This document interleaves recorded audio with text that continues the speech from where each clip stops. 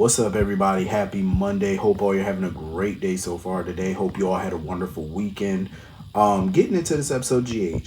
Listen, Josslyn was working every little piece of my nerve today. I did not give a shit about her boo-hooing about Dex and where he is, and oh, I hate Sunny. Oh, I don't want Sunny's love. Oh, this. Well, you don't have to have it. You don't have to have it. It's funny because she don't understand why everybody's so loyal to Sonny all the time because she feel like he don't reciprocate that loyalty. That's a lie because he sure has.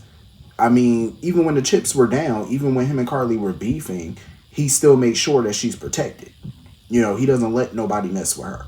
He doesn't let people make threats against her. He just sit by and do nothing because they're beefing. So he definitely does show the loyalty. Um,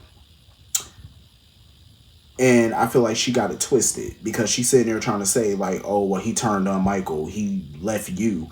Like, implying that he left Carly. He did not leave Carly. Yeah, he cheated on Carly. Yes, he has. You know what I'm saying? He was wrong for that. But at the end of the day, he still tried to fight for that marriage. It was Carly who left him, which I still applaud her for doing it because I think she was right for filing for divorce. But it wasn't the other way around. He didn't leave her. You know what I'm saying? He did not turn on Michael. No, he did not.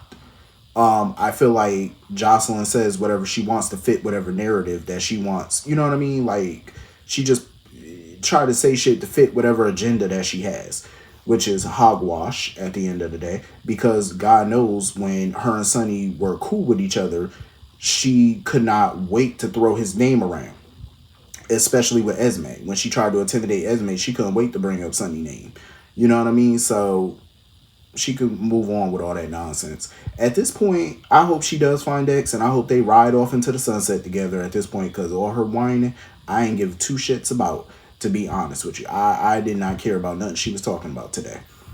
Moving on from that, I totally get where BOQ. I get where she coming from, because I agree with BOQ.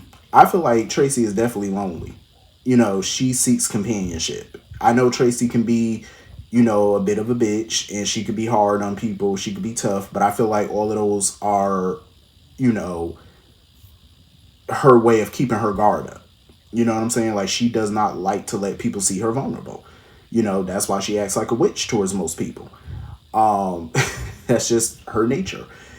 She's trying to protect her heart and stuff like that because I mean she's been let down by a lot of people before too. So I think when she gets hurt, her heart hardens up. She hardens that heart up, and she doesn't like to let too many people in there. But I definitely feel like she missed companionship. I think she lonely. I do agree with that. And I think that's why she has this good friendship with Gregory and stuff like that.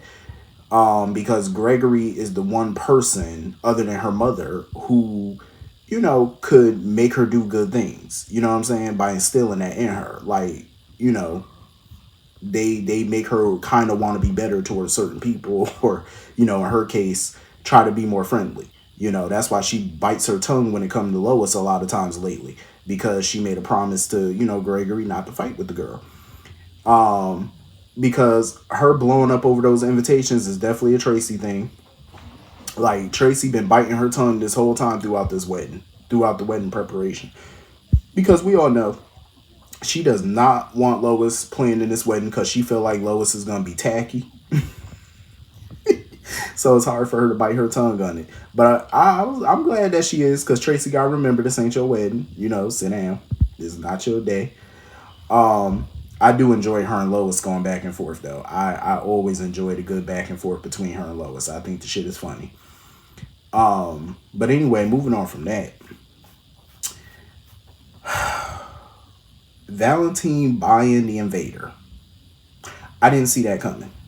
I'm not even gonna lie to you. When he was talking to Nina about he got a idea or whatever, I didn't think the Invader was a part of that idea. It makes sense though, because he did want her to, start up a magazine of her own and stuff, but it does make sense to buy an existing one. One with name recognition, brand recognition. It makes sense. I'm kind of a little pissed that Sean sold it though. I don't remember if it was Sean's, the actor's idea to leave the show, or if it was their idea for him to go. I don't remember, did he quit or not. I don't recall. But I feel like there's been so many missed opportunities with that character. Like that character had real potential. I always did like the Sean Butler character. Um, and I hate that he's not around. Rick Lansing is not around.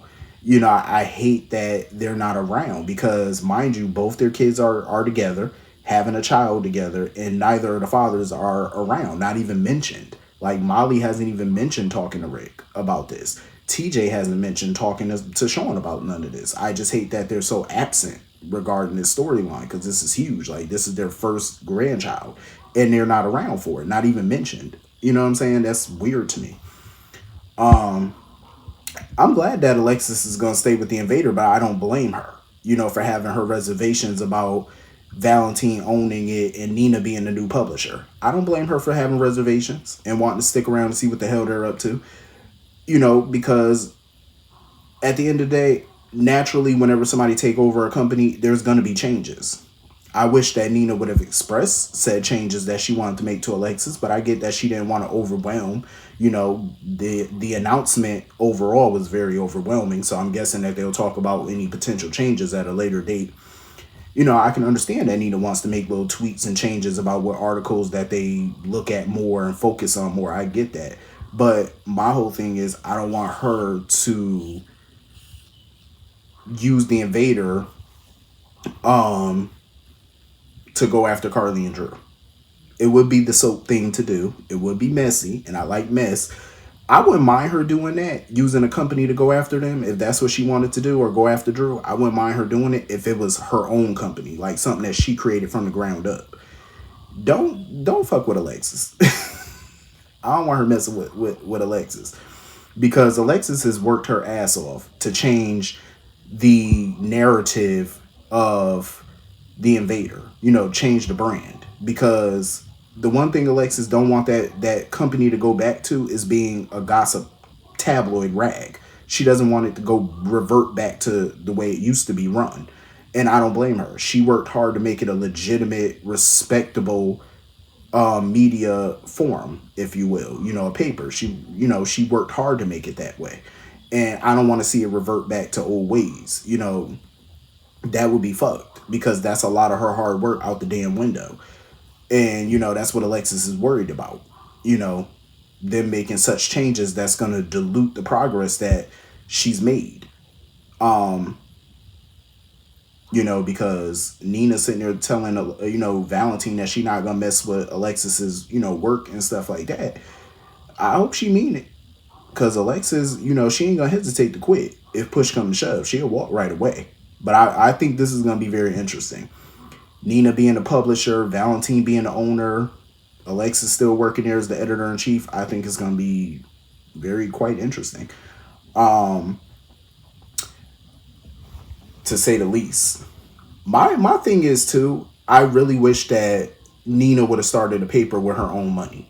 I do feel like Valentine is genuinely trying to help Nina, but I hate when people are put in a position where somebody can take something from them. Not that Valentine would, because clearly he still has, a thing with Nina, not like romantic thing, but they got history is what I mean.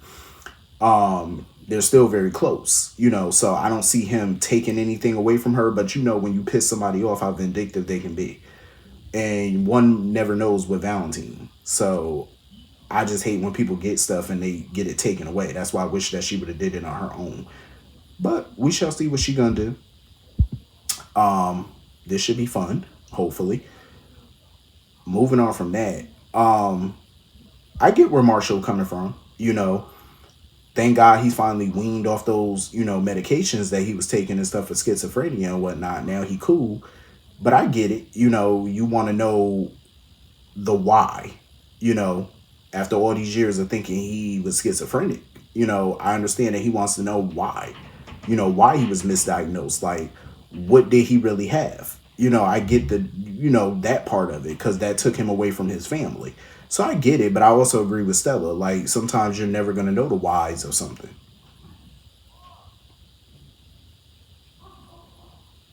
You know, you're not always meant to know.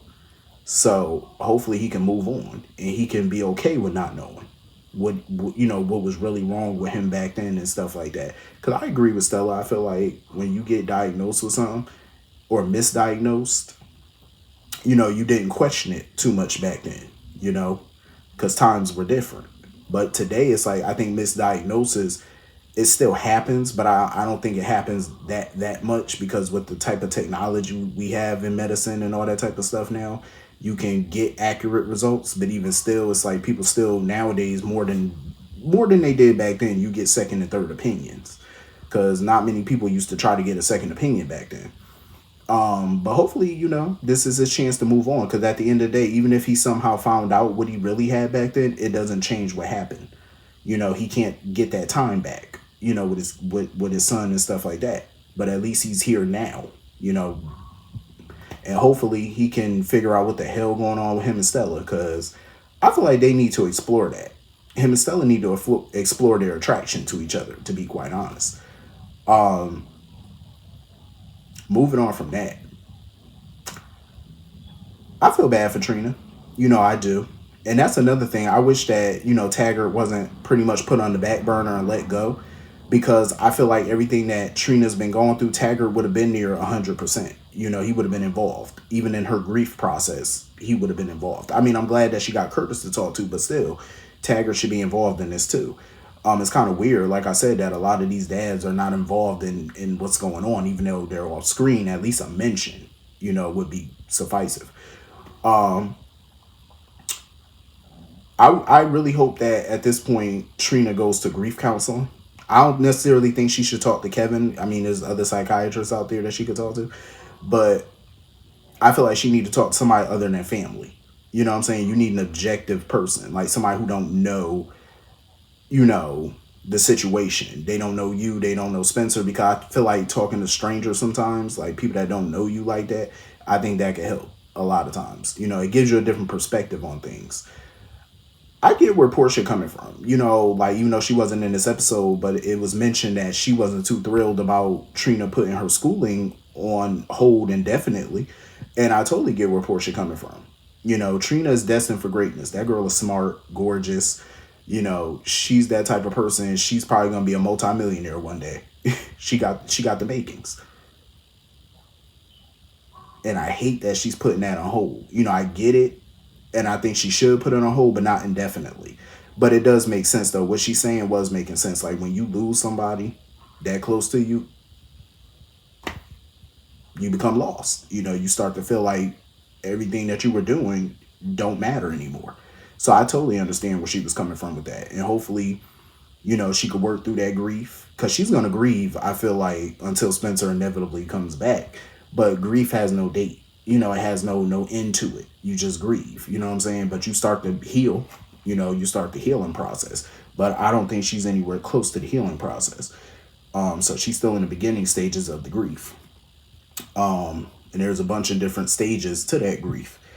And one of the last stages of grief, I believe, is pretty much acceptance. It's going to come to a point where she's going to finally accept that he's really gone, if she hasn't already. But I want her to, pick the pieces back up, because trust, she going to get Spencer back. That man ain't going for good. It's brief, even though she think it's for good, but it's brief. But overall, let me just say this, because BLQ mentioned that. Let me double back to BLQ real quick. The first article of Crimson, I guess, came out under Carly. I'm not surprised that they said it was a good article. I'm not shocked. Even though Carly was running around like a chicken with her head cut off, thinking that the article was going to tank. Naturally, it was a good one. I'm not shocked. But even though this article that came out should have been Nina's final article under her leadership, technically, because Nina was fired, I want to say, when the article should have still been in the process of being completed. So therefore, Carly shouldn't even get the credit for this one. You know what I'm saying? Nina's old team, Nina and her team should have got the credit, because I'm pretty sure Nina was working on this article before she got fired. Like, she was working on this month's issue before she got terminated. So the next issue should be Carly's first issue, technically, under her reign. But I digress. But anyway, that was pretty much the whole episode. Hit the comment section. Let me know what you all thought. And I will see you all later. Have a great night. Peace.